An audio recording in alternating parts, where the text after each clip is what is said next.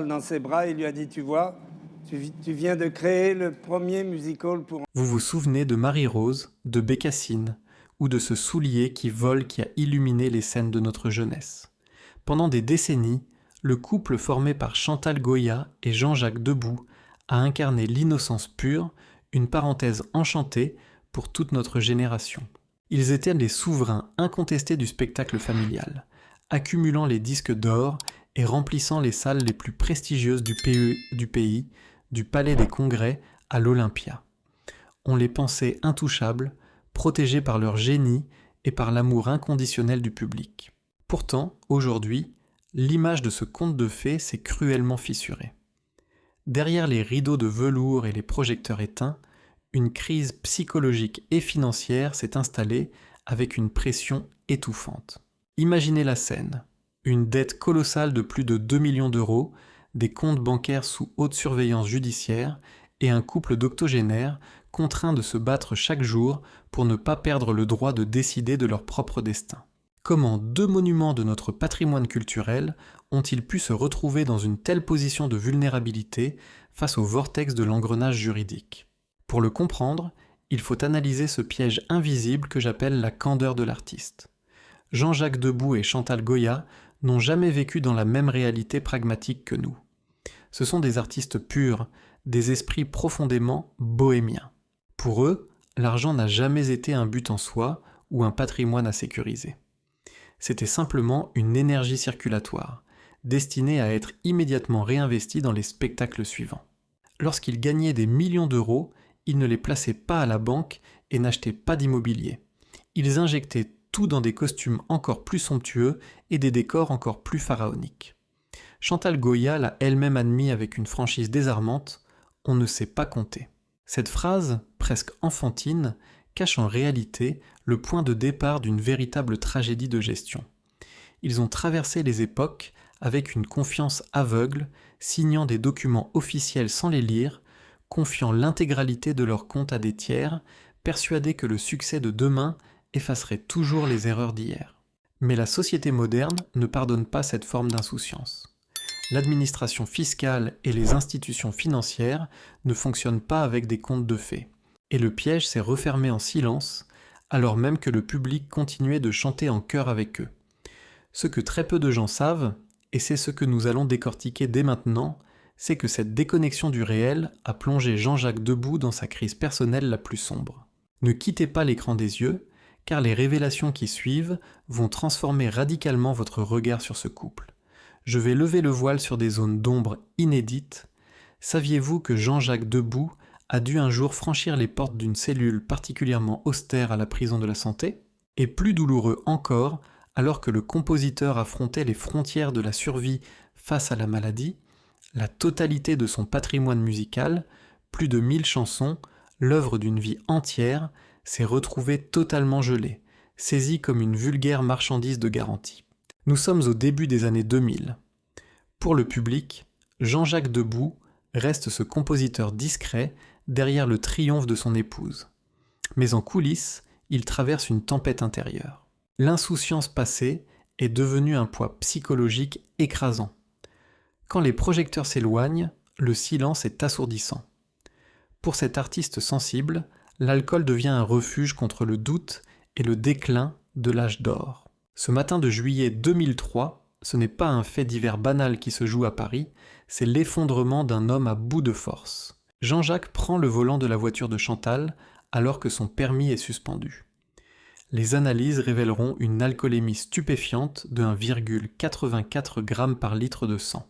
Dans son manque de lucidité, son véhicule s'encastre dans une voiture arrêtée au feu rouge. Ironie tragique, il s'agit d'une patrouille des forces de l'ordre. Le flagrant délit est immédiat. Pour conduite sans permis, état d'ivresse et récidive, la justice se montre implacable. Il est condamné à 1 an de prison, dont 3 mois fermes. Le compositeur franchit alors les portes de la prison de la Santé. C'est ici que sa psychologie révèle sa déconnexion totale du réel. Là où n'importe qui aurait sombré dans la honte, il réagit en poète, détaché des contingences matérielles. Plus tard, il confiera à la télévision cette phrase incroyable. Dans cette prison, il faisait si frais et si calme que le jour de ma libération, J'ai demandé à la direction si je pouvais rester une semaine de plus. Pour cet esprit libre, étouffé par les huissiers, la cellule devient un sanctuaire. Derrière les barreaux, l'institution gérait tout à sa place. Il n'avait plus de compte à rendre, ni de choix financiers à faire. C'était la liberté illusoire d'un homme fuyant temporairement ses responsabilités. Mais le réveil fut violent, car le mécanisme des dettes ne s'arrête jamais. En octobre 2007, la justice financière frappe le couple en plein cœur. Jean-Jacques Debout et Chantal Goya sont condamnés à 18 mois de prison avec sursis pour fraude fiscale. L'administration leur reproche d'avoir dissimulé des revenus et omis leurs déclarations sur plusieurs exercices. Pour Chantal Goya, ce verdict est un traumatisme absolu. Imaginez le choc pour cette femme qui a configuré sa vie sur une discipline de fer. Chantal incarnait l'ordre et l'irréprochabilité face aux familles. Elle n'a jamais cédé aux excès du show business. Et soudain, par les négligences de son mari à qui elle avait aveuglément délégué la gestion de leurs affaires, elle se retrouve condamnée. La presse s'empare de l'affaire, menaçant de détruire son œuvre. Pourtant, face à l'humiliation, elle refuse de le blâmer publiquement. Elle choisit de porter cette responsabilité en silence, remontant sur scène pour assumer les défaillances de leur foyer. C'est le témoignage d'une dévotion totale. Cette rébellion larvée, face aux règles, possédait pourtant des racines bien plus profondes, nourrie dès sa jeunesse par des liaisons secrètes et hautement dangereuses. Car bien avant d'écrire pour les enfants, Jean-Jacques Debout a partagé l'intimité de l'homme qui fut le fugitif le plus recherché et redouté de toute l'histoire moderne de la France. Pour comprendre l'esprit insoumis de Jean-Jacques Debout, il faut remonter à une amitié extraordinaire et troublante, une liaison qui dépasse la fiction. Bien avant les disques d'or et les spectacles pour enfants, Jean-Jacques a partagé une complicité profonde avec Jacques Mézerine, l'homme qui allait devenir la figure de la marginalité la plus traquée de France. Rien ne prédestinait ces deux hommes à suivre des trajectoires si opposées et pourtant si proches dans leur refus du système. Enfants, ils chantaient ensemble dans la même chorale d'église, partageant les bancs de l'école et une même soif d'indépendance. Mais là où Jean-Jacques a canalisé sa révolte dans les mélodies et la poésie, son ami d'enfance a choisi la voie de l'insoumission totale face aux lois de la République. Ce que le public ignore souvent, c'est l'intensité de ce lien psychologique. Même au sommet de sa traque, alors que toutes les forces de l'ordre quadrillaient le pays, le hors-la-loi cherchait encore le contact avec le musicien. Un événement survenu au Canada illustre à quel point cette relation frôlait le surréalisme. En pleine cavale, l'homme le plus recherché de France orchestre une sorte d'interception, une mise en scène audacieuse pour isoler temporairement Jean-Jacques Debout. La panique initiale du compositeur laisse rapidement place à la stupéfaction. Son ami d'enfance ne lui voulait aucun mal. Il ressentait simplement une immense nostalgie de son pays natal et exigeait un dîner en tête-à-tête pour parler du passé, loin de la fureur du monde. Cette proximité avec le symbole de la rébellion nationale va placer Jean-Jacques sous le radar permanent des services de sécurité intérieure. Les convocations se succèdent, les interrogatoires officiels se font pressants. Pour le compositeur, chaque entretien avec la justice est une épreuve psychologique, une confrontation entre sa loyauté envers un souvenir d'enfance et ses obligations de citoyen. Dans l'ombre de cette tempête, Chantal Goya observe la situation avec une immense angoisse. Pour elle qui bâtit méticuleusement un univers de pureté destiné aux familles, cette liaison dangereuse est une épée de Damoclès. Elle redoute que l'éclat de ses affaires sombres ne vienne ternir la blancheur immaculée de son image publique.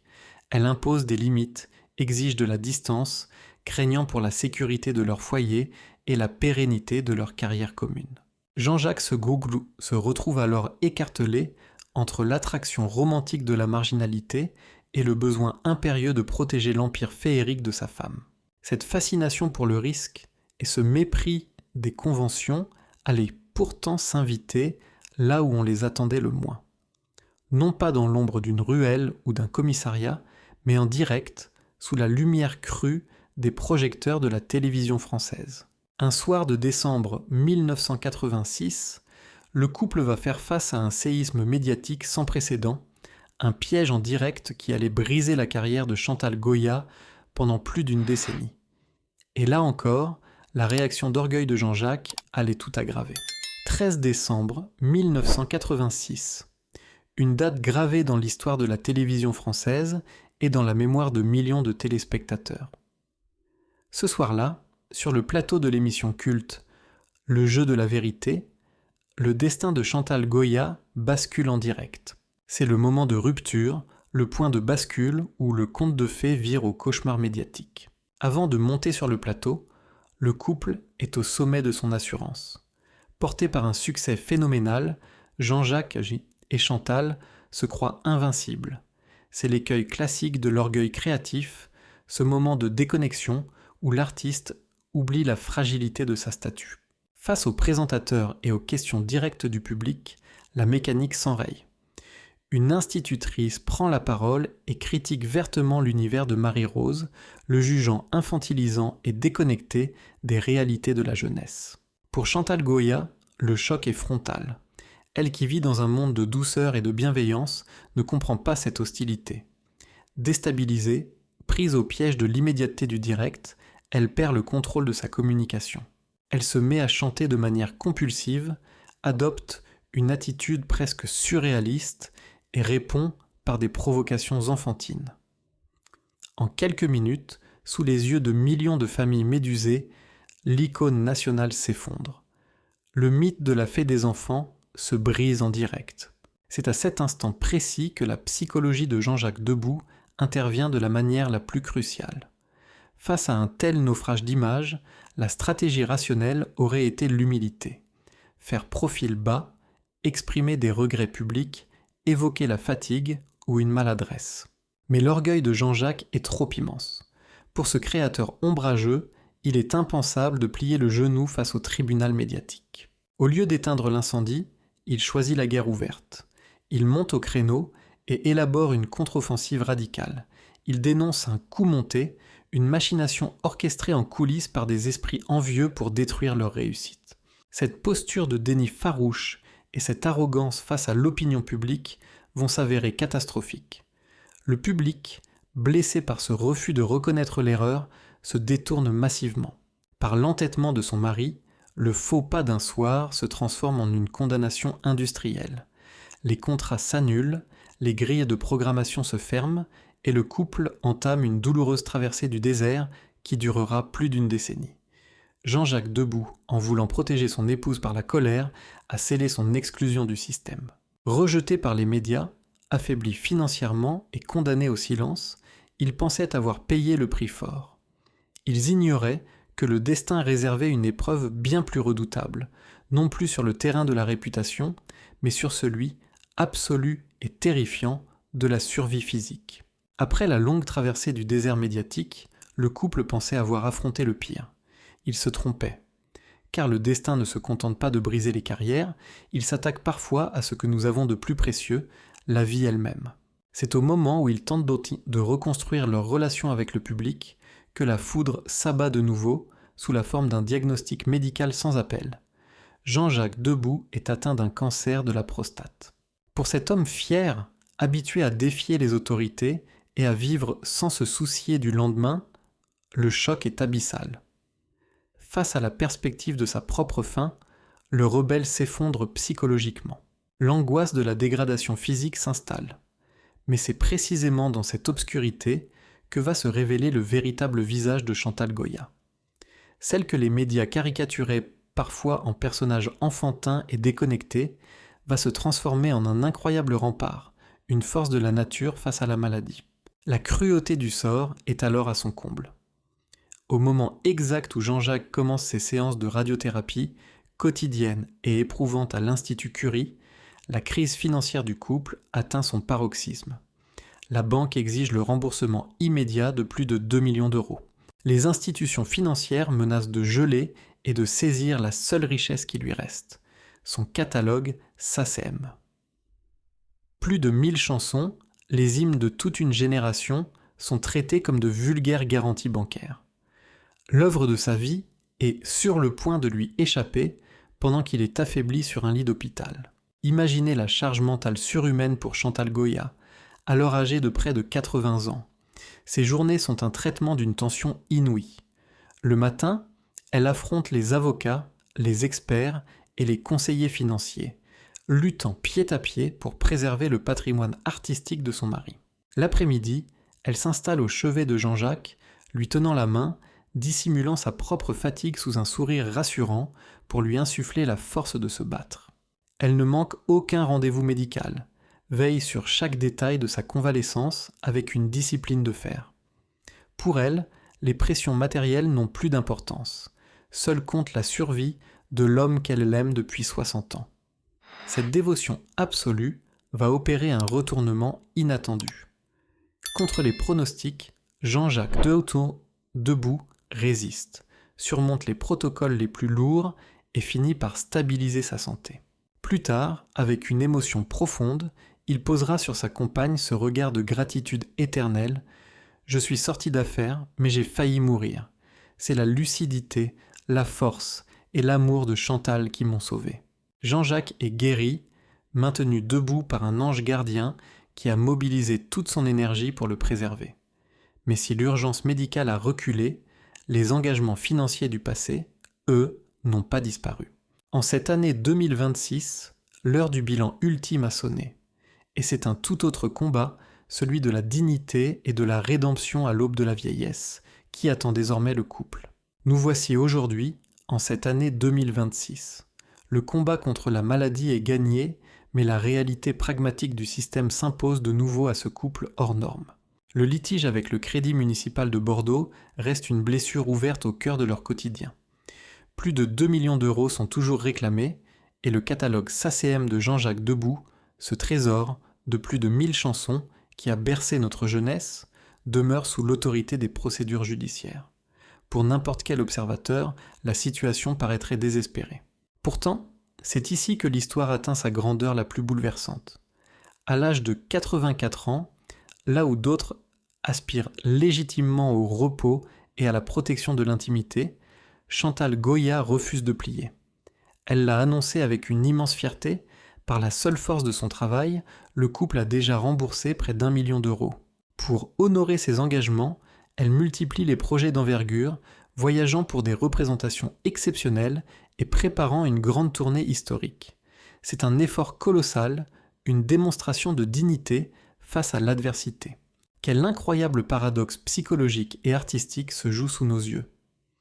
Dans les années 1970, c'est Jean-Jacques Debout, le compositeur de génie, qui a façonné le personnage public de Chantal Goya.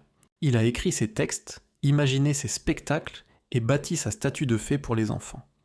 Et aujourd'hui, à l'aube de leur existence, c'est cette même femme, armée d'une résilience hors du commun, qui utilise ses dernières forces scéniques pour racheter la liberté matérielle et le patrimoine de l'homme de sa vie.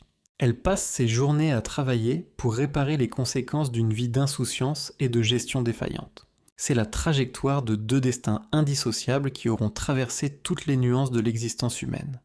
La gloire absolue, l'opulence, l'isolement de la cellule, la foudre des médias, la menace de la finitude, et enfin, la rédemption par l'effort. Jean-Jacques Debout, le poète bohème, aura commis de graves erreurs face aux structures de notre société, mais il aura reçu le plus grand privilège qu'un homme puisse espérer, la loyauté absolue d'une compagne d'exception.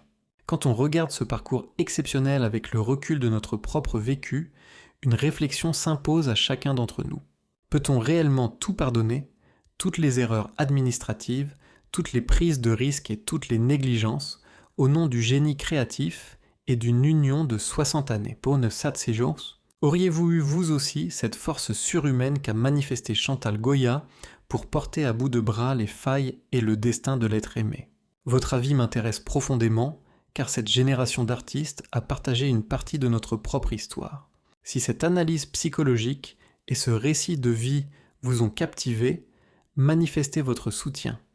Laissez un pouce bleu, partagez cette vidéo avec vos proches qui se souviennent de cette grande époque et abonnez-vous à la chaîne pour continuer à explorer ensemble les coulisses et les secrets des grandes figures de notre patrimoine culturel.